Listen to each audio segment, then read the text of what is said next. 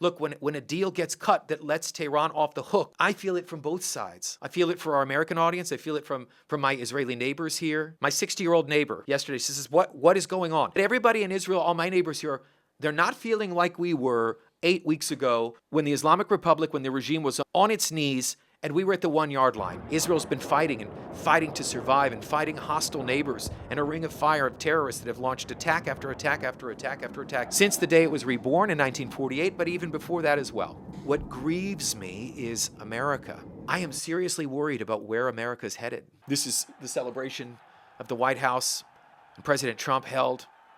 Worthwhile, America turning 250 years old. Wonderful. Guys, but I'm thinking as I'm watching this, and again, as an American, I think about Pompeii. I think about the fall of Rome. Those stories had the same detail. What is that? Everyone was drunk at the party while the ground was shaking. No one seemed to have their eye where it needed to be. That's what this moment feels like. It feels like Israel is standing in a doorway, and they're screaming, hello, the building's on fire. And the answer coming back from Washington, D.C., it feels like, we've got a birthday to celebrate. Feels like Israel has become this nuisance. Oh, it's you again. Oh, it's you again trying not to die. I'm speaking to you from Israel, everyone. My family spent weeks, like everyone else here, listening for alerts on our Rocket Alert app that went off all day and all night. I've had to learn the geography of my own neighborhood in a brand new way.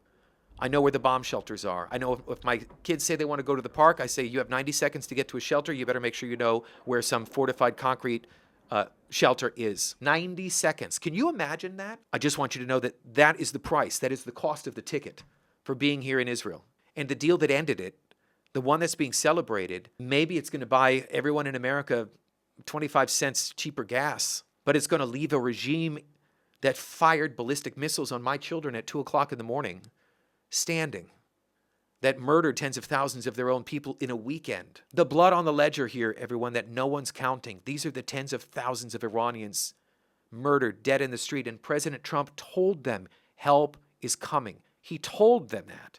They believed him. They rose up. So you'll have to forgive me if I don't stand up and clap. We stopped at the 1-yard line. The blood of those Iranians that were murdered in the streets, that's not just on the IRGC. Some of that is on an administration that promised that they would be rescued. And that administration, when they needed them most, is off to a signing ceremony instead.